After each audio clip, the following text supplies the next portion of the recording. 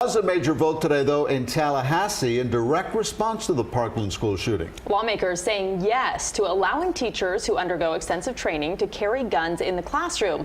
Yet the chance of that happening in a South Florida school, at least for now, is zero. CBS 4's Carrie Codd is live in Fort Lauderdale with reaction to today's vote. Carrie.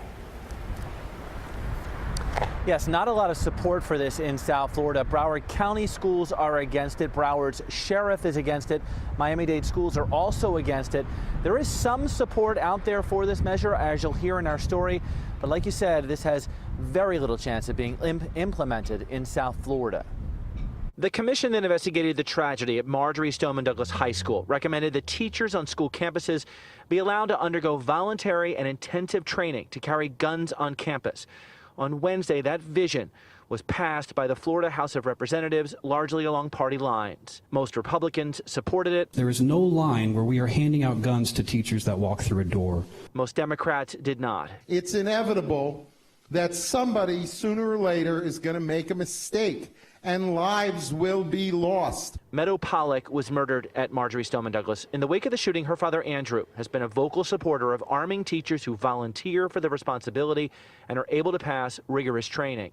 This society we live in is there's sick, demented people walking the streets, okay? And we can't fix society, but we owe it to our kids to protect them when they go to school. More guns are not the answer. They're just not the answer. Debbie Hickson's husband, Chris, was a campus monitor at MSD. He was one of the victims. Debbie spent more than 2 decades as a classroom teacher, and she thinks arming teachers is a bad idea. We should be looking at how we keep guns out of the hands of people who shouldn't have them, and we should really be focused on how we keep the perimeter of the school safe. The measure would allow school districts to opt into the program and is not a requirement for teachers or districts. In South Florida, Broward County Schools is against it and doesn't plan to opt in. Miami-Dade School Superintendent Alberto Carvalho said they're not planning on opting in either. Introducing additional firearms into schools will not add additional security.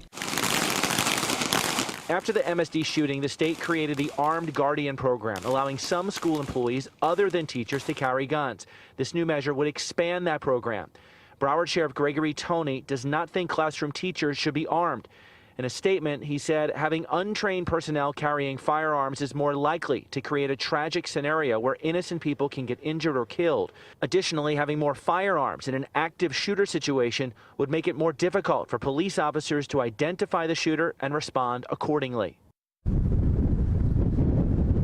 So the measure passed the House. It's already passed the Senate. Now it goes to the governor for his signature. And in the past, Governor DeSantis has said he does support this idea. We'll see what happens. Live in Fort Lauderdale, Carrie Codd, CBS 4 News Tonight.